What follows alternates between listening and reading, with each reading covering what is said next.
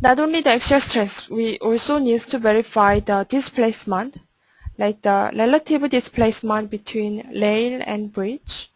And also we need to verify the relative longitudinal displacement in the bridge deck. Also the longitudinal displacement in the deck end due to the angle of the rotation. Also, if we expect to have the opening gap on the rail, in that case, we can check the opening size. So that size should be less than the criteria. So we can verify it as well using the wizard. So if we try to check the displacement, what we can do is firstly we can generate the displacement verification model. So which is the simplified subprime model. So one is for the relative longitudinal displacement between the bridge, between the deck and rail. The other one for verifying the displacement due to the train vertical load. So I generated those two models and performed analysis. So I will show you the results for them.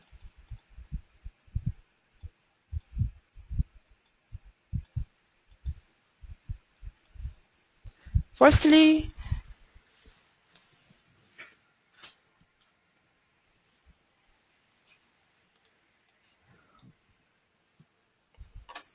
this model is for verifying the relative displacement, and train traction load has been applied to the rail,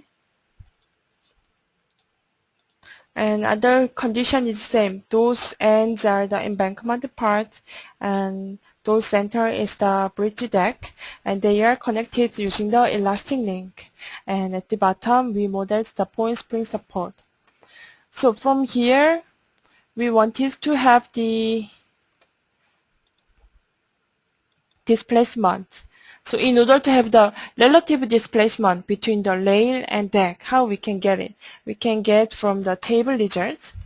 So after generating the model file, the those group is automatically generated. So this will make us more easier to check the results. Firstly, we want to get the deck displacement.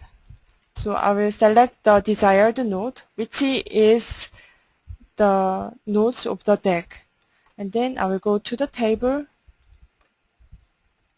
So just to specify only the deck nodes, and then we can bring it to the MS Excel, or I will just show you the graph how the displacement will go on.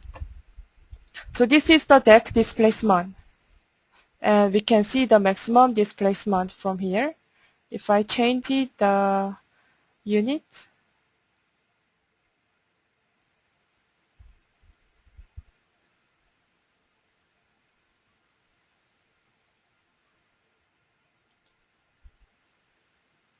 and then let me generate the graph once again.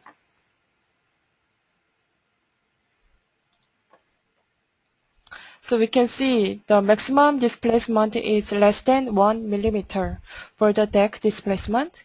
And this time we want to have the displacement of the rail. So in the same way, we can get the rail displacement in the table, and I will see the graph.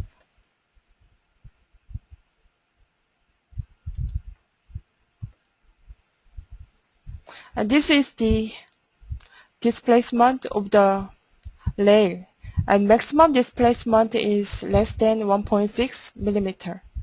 So relative displacement between those two, actually their longitudinal position is exactly same. So just by overlapping those two graphs, we can get the relative displacement between two, which is this picture.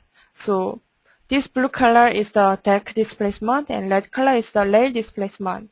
which was less than 1.6 millimeter. So from these two, we were able to get the relative displacement between two, as you can see here. So this relative displacement should satisfy the requirements of the standard. And as you can see, our relative displacement is about 0.6, 0.7 millimeter, so it is in the satisfaction. Similarly, we want to verify the longitudinal displacement of the deck due to the vertical train load. So for the vertical train load, this time I want to have the model which has the vertical train load, and then let's see the displacement.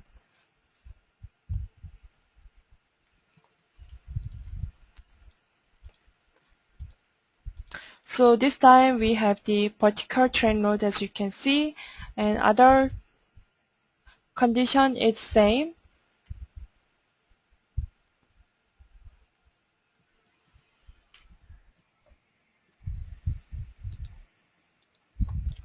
From this, I want to see the displacement of the deck again.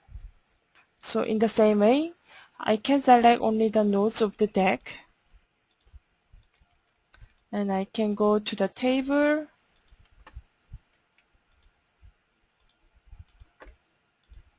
finally we will able to see the graph.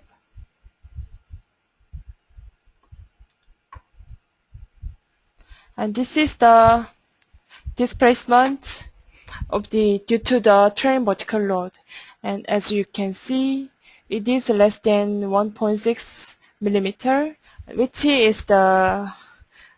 satisfies our design criteria. So by this way, we can verify our longitudinal displacement due to the vertical train load.